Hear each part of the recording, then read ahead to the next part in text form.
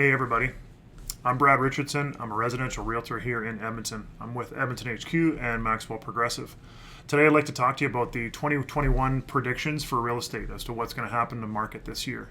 Of course, this isn't a guarantee. This is just my opinion. I do this for a living, and I get to watch the numbers on a regular basis. So here goes. Here are my predictions for 2021. Number one, I believe we're going to see many more listings happen this year. Out of the Realtors Association of Edmonton last year, we saw just shy of 31,000 listings happen. That's a lot of inventory. I actually think it's going to grow even higher this year. I believe we're going to see 15 to maybe even 20% more listings. Here's partly why. 2020 was obviously a terrible year for many. Many individuals struggled. Many businesses struggled. In real estate, it wasn't all that different. There were people that wanted to list their property in 2019, pulled their listing because it wasn't selling. 2020, it started that way as well. In March, of course, when the pandemic hit, nobody knew what would happen. However, by May 1st, things started to roll along pretty well. And as we know, the year ended up pretty good. We ended up having actually more sales last year.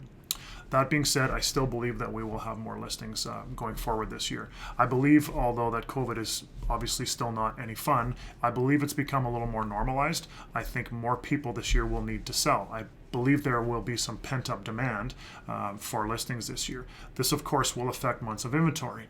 So right now we are in a balanced market at 4.5 months of inventory. Of course, that falls into the 4 to 6 months of inventory, which creates a balanced market. Anything below 4 would be a seller's market. Anything above 6 would, of course, be a buyer's market. So we're going to have a fantastic spring market. I believe there's going to be a lot of action. As more of those listings come on in April, May, June, I believe we're actually going to head back up towards a buyer's market. So that's one of my predictions. Number two, I believe that mortgage rates will stay much the same this year. As we know, going into 2021, the pandemic is still very much alive. Even though we have a vaccine, it's whether it works or not, we won't know until this thing goes further along. I don't think there's any doubt we're going to be in this for at least another 3 to 6 months, maybe longer. So approvals will become more difficult for real estate. I think they will take longer. Right now, an approval takes anywhere from 5 to 10 business days, and I believe it will take at least that amount of time. So the importance of documentation, the importance of getting that pre-approval in place is going to be paramount when you're out shopping for a property. Knowing what you're able to afford, especially this year, is going to become super important. Number three, I believe we're going to see more online content. I believe we're going to see more videos such as this. I think we're going to see more remote meetings. We've got the Zoom effect. More people are using video chats, video meetings, video tours for property. I believe online shopping for real estate is going to become more prevalent in 2021. Statistics.